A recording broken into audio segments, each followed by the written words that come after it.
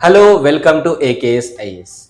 Road యాక్సిడెంట్లలో చాలామంది తీవ్ర గాయాల పాలై హాస్పిటల్ చేరేలోపే మరణిస్తూ ఉంటారు.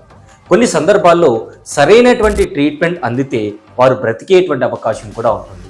సో ఆ ట్రీట్మెంట్ సమయంలో ఎంతో వేల నుంచి లక్షల రూపాయలు ఖర్చు అయ్యేటువంటి అవకాశం ఉంటుంది.